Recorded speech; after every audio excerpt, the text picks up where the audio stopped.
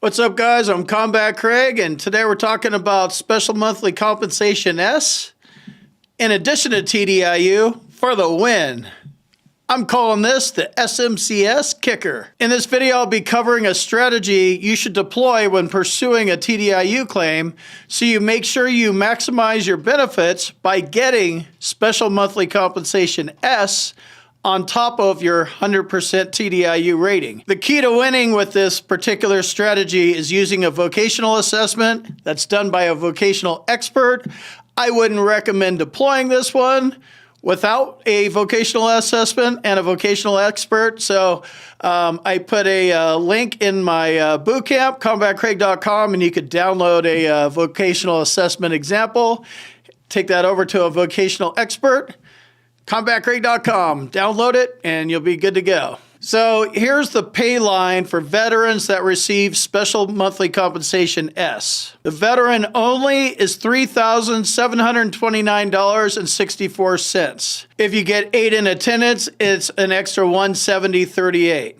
I'll leave a link to this in the description because if you have dependents and kids and all that kind of stuff, it's going to change. So there's a link to all the SMCS stuff in the description. But basically what we're talking about for veteran alone is going from $3,302.06 to $3,729.64.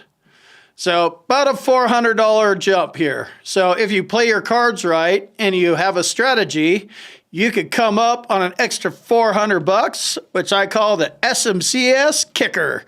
Yeah! In order to do this right, you want to have your vocational expert focus in on one disability, and we're going to call that one your anchor disability.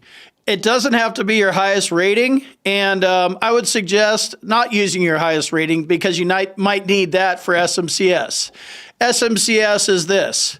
You have one rating at 100%, and then the rest of your ratings add up to 60, and this is not using math. This is using VA math, aka the combined ratings table. I wouldn't recommend going after the highest rated disability if you can avoid it. The goal here is to have one of your disabilities anchored to TDIU, which is the one they make 100%, and then you have the rest of your disabilities add up to 60 using the combined ratings table. So this is something like if you have a bunch of little shitty lowball orthopedic conditions, 10, 10, 10, and 20, and maybe a 30 or something like that, you'll want to go after one of those lower ratings, if possible and relevant, and anchor one of those to the 100% portion of SMCS.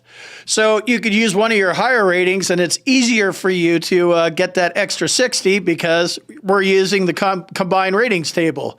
VA math is working against you. See if you can anchor one of your lower rated disabilities. It's got to be believable.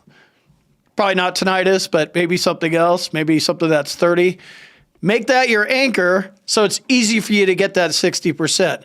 Now, normally the VA rater is going to do all this for you, and they're going to do it for you anyway because, duty to assist and all that kind of stuff. But if your vocational expert steers, hey, he's got all these disabilities and they all impair his work and everything, but it's the migraines or it's the 30% rating for GERD or whatever, something lower, a 30 or a 40, the 40 for your back.